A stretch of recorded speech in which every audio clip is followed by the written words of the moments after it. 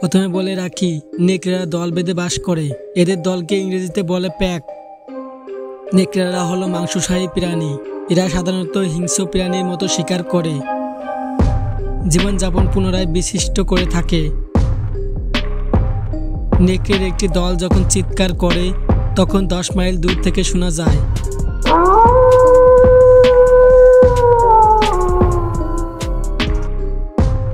চিৎকার মানে হলো অন্য দলকে ডাকা বা বিপদ নিয়ে সতর্ক করা। প্রতিটা দলের নিজস্ব ডাক আছে। একটি নেকড়ের ঘ্রাণ শক্তি মানুষের চেয়ে 100 গুণ বেশি শক্তিশালী। তাদের ঘ্রাণের অন্যতম উৎস হলো প্রস্রাব। প্রস্রাব গন্ধের মাধ্যমে তারা নিজেদের অঞ্চল চিহ্নিত করে। এমনকি অন্য নেকড়েকে কেউ নিজেদের দলে ফেরত আনতে এটাকে কৌশল হিসেবে ব্যবহার করে।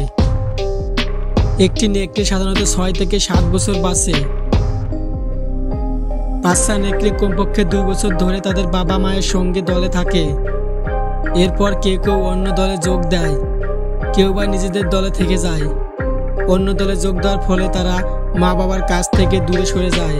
বাচ্চা নেকড়েরা খেলতে খেলতে বড় হয়, যেমন তারা লাফালাফি করে, এখান ওখানে ঝাঁপ দেয়, একে অন্যকে তাড়া করে এবং কুস্তি খেলে, এমনকি তারা লুকোচুরি খেলে। ভিডিওটি ভালো লাগলে অবশ্যই লাইক দেবেন। আর এরকম ভিডিও পেতে হলে আমাদের চ্যানেলটি সাবস্ক্রাইব করে পাশে থাকা বেল আইকনটি বাজিয়ে রাখবেন। ধন্যবাদ।